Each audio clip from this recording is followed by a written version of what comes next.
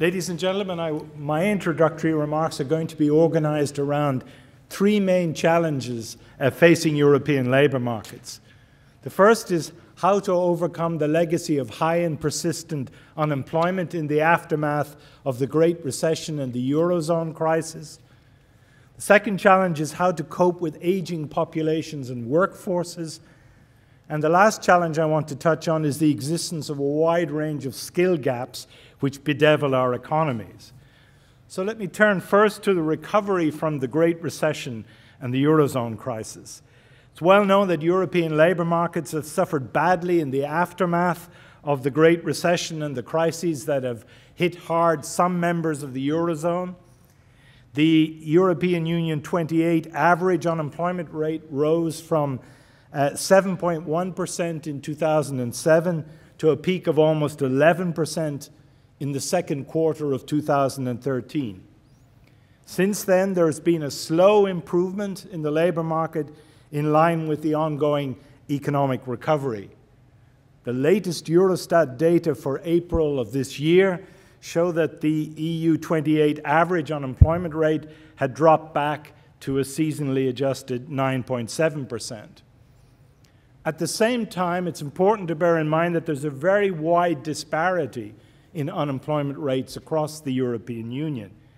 The lowest unemployment rate in April of this year was recorded in Germany, 4.7%, followed by the United Kingdom with 5.4%. Both of those rates, by the way, being below the current rate in the United States. At the other extreme, the highest rates were recorded in Spain, 22.7%, and Greece, 25.4%. And it's no surprise that some of the highest rates are to be found in those European countries most affected by the Eurozone crisis. However, even in those countries there are improvements, notably in my own country, Ireland, Portugal, and more recently in Spain and Italy. Greece, however, remains mired in recession with all the continuing uncertainty over its ability to remain in the Eurozone. As the slow recovery in the European economy is projected to continue over the next 2 years, unemployment will continue to drop in most of the countries. But I would say there are two areas of real concern about European labor markets in the recovery. The first is how to make rapid inroads into high and persistent long-term unemployment. Long-term unemployment being defined by the OECD as those people who have been out of work for over a year. And the second is the issue of high youth unemployment. So let me now just say a few words about both of those concerns. Over 4 out of every 10 unemployed persons in the EU has been out of work for over a year, and the share has increased somewhat since the Great Recession. In a few countries, the long-term unemployed actually account for over 60% of total unemployment. And it's clear that long-term unemployment on such a large scale implies very high social and economic costs and puts major burdens on the public finances.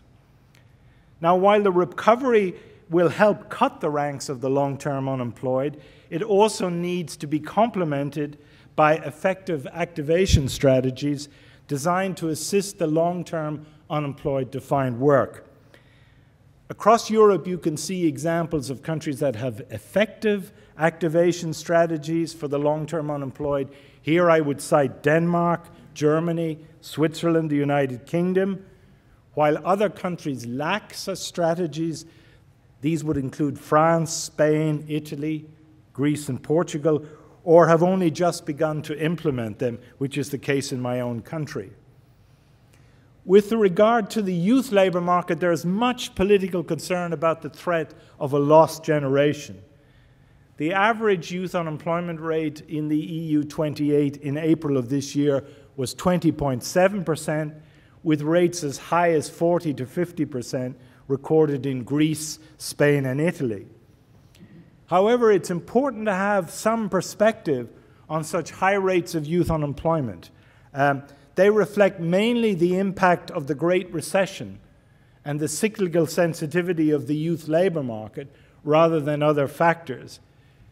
Indeed, I often feel a little ironic when I hear politicians talk about the danger of the lost generation and refer to these rates. They forget that there's nothing new about such high levels of youth unemployment. Similar rates were recorded in the early 1980s and early 1990s, and they came down rapidly when economic recovery took hold.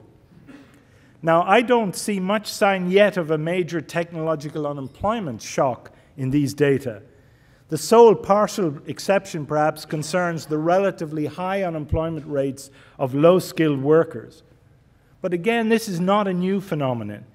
Empirical studies by the OECD and many academics have shown that skill-biased technical change linked to the ICT revolution, combined with globalization, the rise of China as a major exporter, have worsened the job prospects of low-skilled workers and some middle-skilled workers as well, and have contributed to growing earnings and income inequality.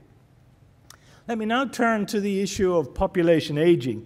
Indeed, rather than worrying in a sense about technological unemployment on an unprecedented scale, my concern really is that we're ignoring another phenomenon which is real and is going to loom much larger over the coming decades, and that is population and workforce aging. Who in this room, for example, knows that Finland is currently experiencing the most rapid population aging in Europe, that Germany is hot on its heels, and that China will shortly experience a dramatic aging process for which it's ill-prepared?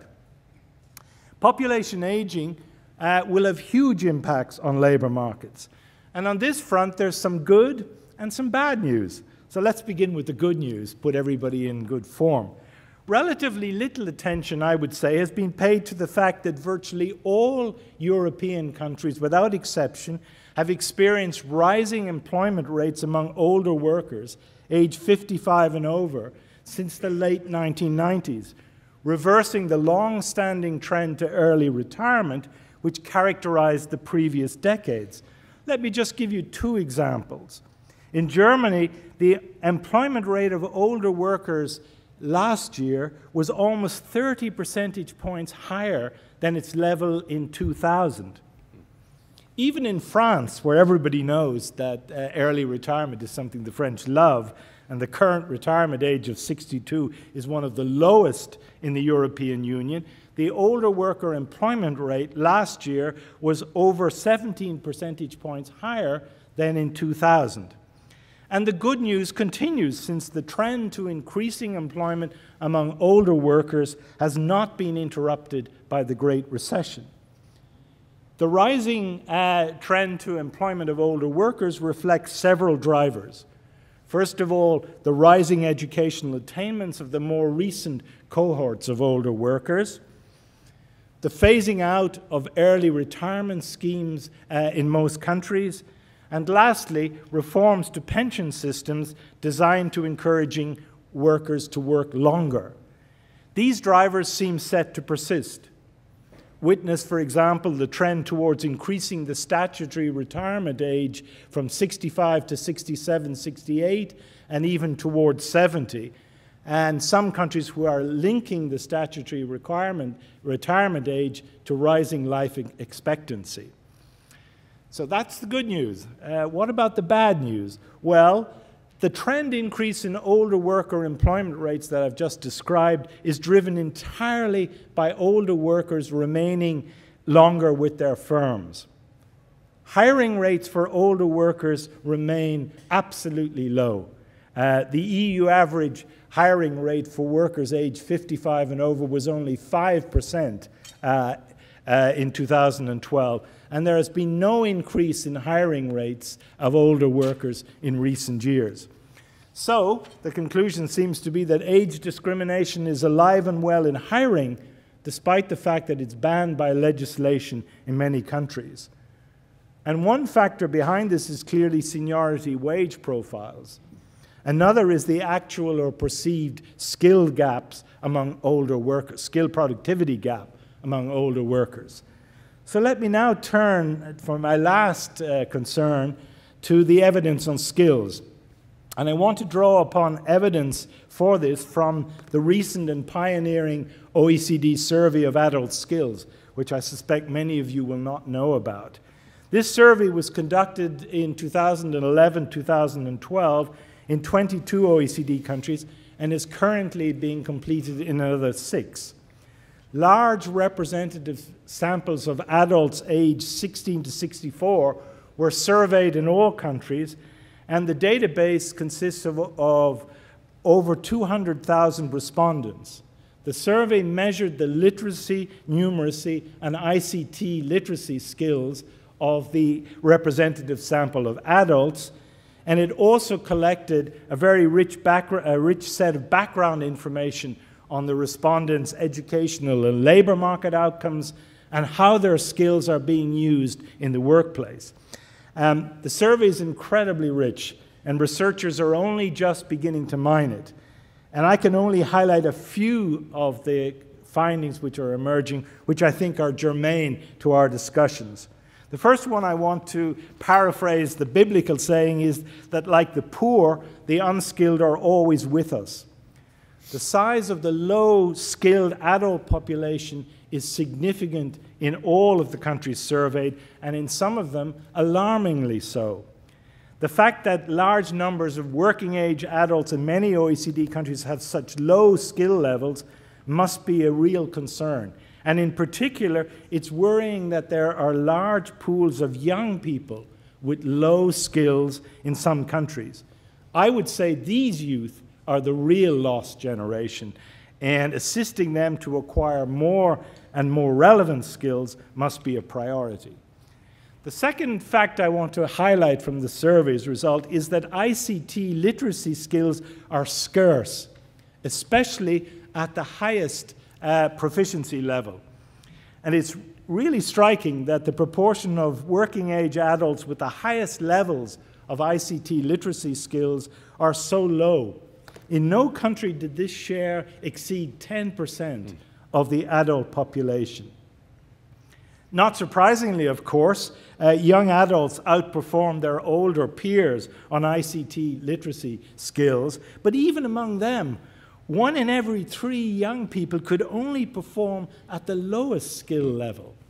So again, I think this is a major concern. Thirdly, for us oldies, the skill story is really worrying. It appears that skill proficiency in literacy, numeracy, and ICT skills, as measured in the survey, peaks around the age of 30 in almost all countries and then declines steadily at older ages. Now, it's extremely hard to motivate older workers and their employers to invest more in their skills. And the lesson I draw from this is actually that it's much more vital to invest more in upgrading skills during the mid-career year levels. Most of you and I got most of our skills investment before the age of 30. What is key is actually to invest more in the critical mid-career years of 30 to 50, 55. Lastly, I just want to say low-skilled workers lose out on all fronts, according to this survey. Not only do they lose out in terms of access to employment and jobs with good career prospects, they also lose out heavily in terms of participation rates in further education and training or in on-the-job training. Employers in all OECD countries invest much more in training their high-skilled workers than in their low-skilled workers. And this tendency, of course, clearly exacerbates any technological unemployment. So my final thought is that developing incentives that enable both low-skilled workers and their employers to invest more in their skills must be a high priority. But I can tell you this is no mean task. Thank you very much, ladies and gentlemen.